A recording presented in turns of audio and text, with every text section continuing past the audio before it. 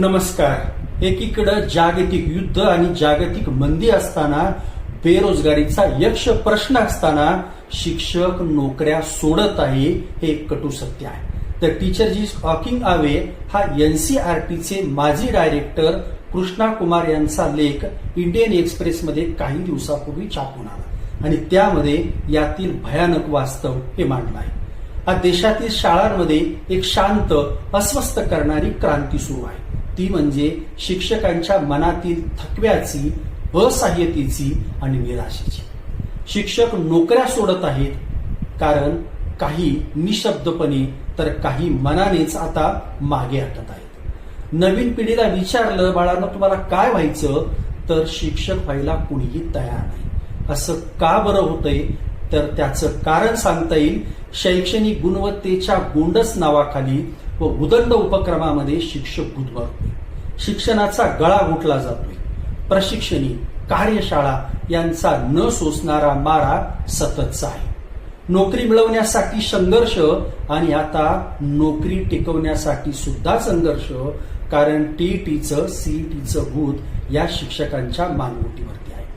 शिक्षकांसमोर नोकरशाहीचं जाळं हे आहे. शिकवण्याऐवजी शिक्षक सतत अहवाल, फॉर्म आणि डेटा अपलोड करण्यात गुंतलेले आहेत. फोटो पाठवा, पुरावे द्या, अहवाल अपलोड करा, हे रोजचं काम झालेलं आहे. शिक्षकांचं वर्गातलं अस्तित्व कमी आणि स्क्रीन समोरचं वाढलं आहे. तंत्रज्ञानाचा अतिरेकी आग्रह आता शिक्षण व्यवस्थेत होत आहे, याचाही कुठेतरी परिणाम आहे. प्रत्येक विषयासाठी डिजिटल साधनं, ऍप्स आणि स्मार्ट बोर्ड यांचा जबरदस्तीनं वापर हा केला जातो. यामध्ये विषय असेल, मुलांचं वय, संदर्भ लक्षात न घेता टेक्नॉलॉजी वापरा असा आदेशात्मक धोरण आता शिक्षण व्यवस्थेमध्ये आलं आहे. शिक्षणात मानवी संवाद राहिला नाही, ते यंत्रकेंद्री झालं आहे. शिक्षक नव्हे, तर तो इव्हेंट मॅनेजर या शिक्षण व्यवस्थेनं बनवला आहे. दररोज कोणता ना कोणता दिन साजरा करण्याचा फतवा आता निघतो आहे.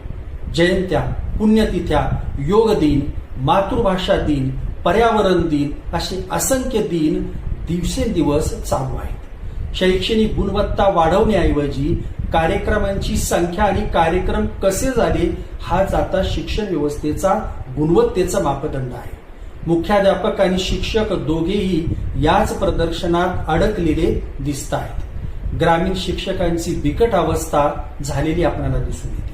200 शिक्षक शेकडो विद्यार्थ्यांना सांभाळतात आणि शिक्षणाचं काम करतात. शिकवण्यासोबत त्यांना मध्यान्ह भोजन, शिष्यवृत्ती, गणवेश, सायकली आणि सरकारी अहवालांची जबाबदारी, जनगणना, निवडणुकीची कामं पार पाडावे लागतात आणि यातून थोडाफार वेळ मिळाला तर शिकवायचं. डेटा गोळा करणं आणि वरती पाठवणं हेच शिक्षणापेक्षा महत्वाचं झालं आहे.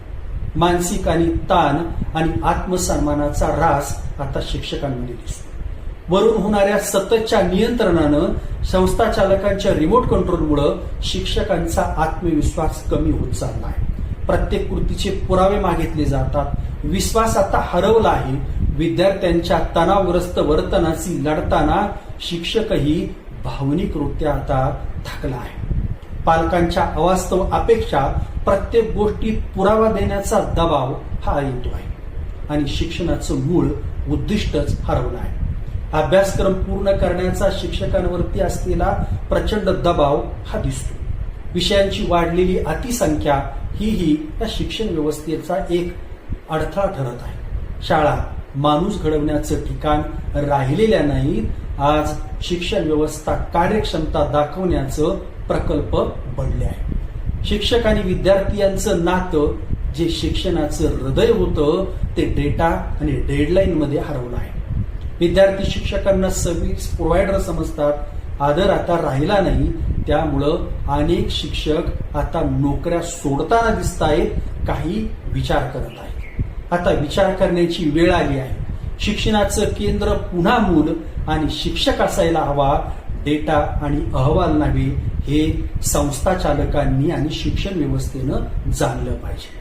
शिक्षकांना स्वातंत्र्य, सन्मान आणि विश्वास दिला नाही तर उद्याचं शिक्षण निर्जीव होईल. चला पुन्हा एकदा शिक्षकांवरती विश्वास ठेवूया, कारण शिक्षक निघून गेला तर शाळा दिसतील, इमारती दिसतील, पण शिक्षण नसेल. धन्यवाद.